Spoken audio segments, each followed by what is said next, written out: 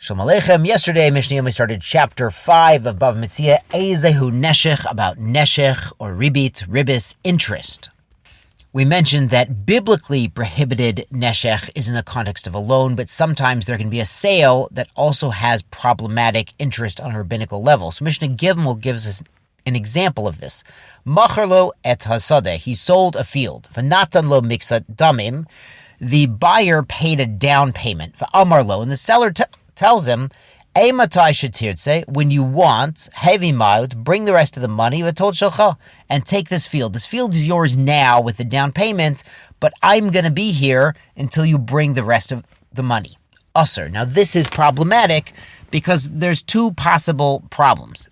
First, the seller could be using the field for the months or years until the buyer brings all the money, and all of those crops and benefit he gets from that field would be what we call schar hamtanot maut, an profit for waiting to get the rest of his money. So it looks a lot like Ribit. And second of all, if the buyer starts using the field right away and is able to eat the produce, then if he never comes up with the money and pays the seller, then actually he was stealing, but in a way that kind of looks like a loan. Because the seller got to hold on to his down payment and he got to use it, and the buyer got to use the field for a little bit, and then it turns out the sale never went through. Now, the Mishnah contrasts this. Hilval al sadehu. He made a loan on his field, meaning the field is a security deposit, a collateral. V'amar lo, im ata noten li mikan vad shlosh shanim, harei hi shali. If you don't pay back the entire loan within 3 years, I'm keeping the field. Harei hi shalo. If indeed the borrower/seller doesn't pay within 3 years, then the lender/buyer does get to keep the field. And the reason it's okay is because this is really a sale.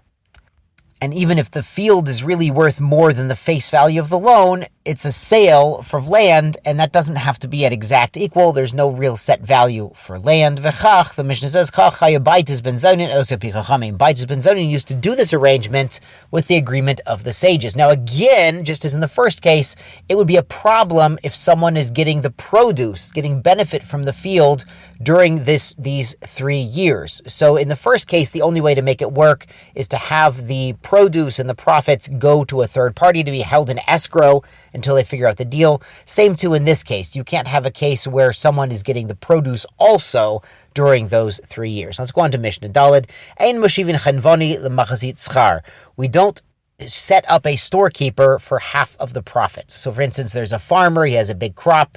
He says, listen, the going rate for my wheat is such and such in the market, but I'm going to give it to you in the store. You'll sell it a little bit at the time above the market rate for the bulk rate, above the wholesale rate. You'll sell it at the retail rate, and we'll split the gain.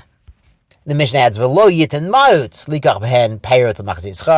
an investor can't give cash to a storekeeper to go out and buy wholesale, and then the storekeeper will sell it at retail, and they'll split the profits.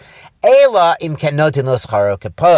the investing partner, the one providing the money or the capital, the goods, is also paying the working partner, the storekeeping partner. Now, the reason here is that halachically, the capital is viewed as chatzi pikato and chatzi milva. It's half a deposit because half of it belongs to the investor, and it's half a loan because the other half belongs kind of like a loan to the working partner, the managing partner, to actually do business with. And he's on the hook. He's responsible if there's a decrease in value or a loss or a problem with it. So he gains half of the profit, but also bears half of the loss.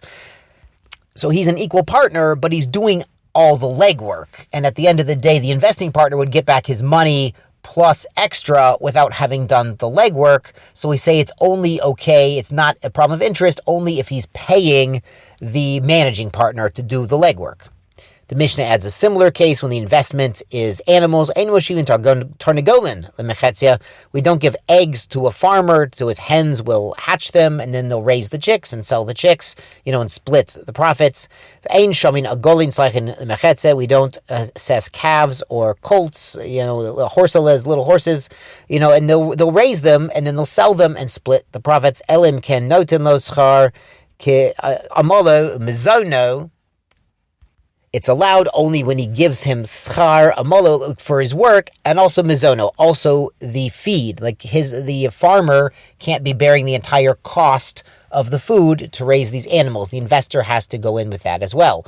Of all, but it would be okay, mekablin agoin cycling Metzia, to split calves and young horses for half profits. Megodlinota ashia b'shulashin.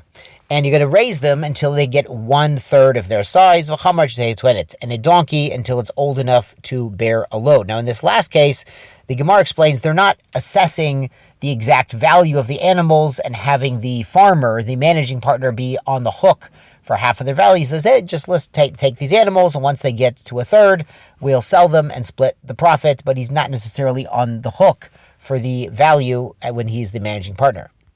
So the capital in this last case, it's not looked at as half deposit, half loan. It's not really a loan at all. He's simply contracting to raise this person's animal, the investor's animal, and then when they get big enough, they'll sell them and split the profits. Yashar kochachem tizkulu mitzvot.